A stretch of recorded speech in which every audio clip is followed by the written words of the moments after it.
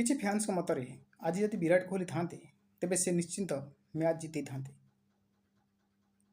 ଆଜି ମ୍ୟାଚ୍ର ସବୁଠୁ ବଡ଼ ଟର୍ଣ୍ଣିଂ ପଏଣ୍ଟ ହେଉଛି ଭାରତ ଅନ୍ୟ ଯେକୌଣସି ଟିମ୍ ବିରୁଦ୍ଧରେ ଖେଳିଲା ସମୟରେ କମ୍ବ୍ୟାକ୍ କରିପାରିଥିଲା। ତା ପାଖରେ ଅସ୍ତ୍ର ଥିଲା, ସେ ପାକିସ୍ତାନକୁ କେମିତି ଧୂଳିଚଟା ହେବ, ସେ ଅନ୍ୟ ଦେଶକୁ କେମିତି ଧୂଳିଚଟା ହେବ। କିନ୍ତୁ ସବୁଠାରୁ ବଡ଼ କଥା ହେଉଛି ଦକ୍ଷିଣ ଆଫ୍ରିକା ବିପକ୍ଷରେ ଖେଳିଲା ବେଳେ ଭାରତ ପାଖରେ ଅସ୍ତ୍ର ନଥିଲା। ଏଇଟା ମାନିବାକୁ ପଡ଼ିବ। ଭାରତୀୟ ବ୍ୟାଟ୍ସମ୍ୟାନ୍ ମାନେ ଦକ୍ଷିଣ ଆଫ୍ରିକା ବୋଲରଙ୍କୁ ବଡ଼ ସଟ୍ ଖେଳିବାରେ ବିଫଳ ହୋଇଥିଲେ, ଏଇଟା ମାନିବାକୁ ପଡ଼ିବ।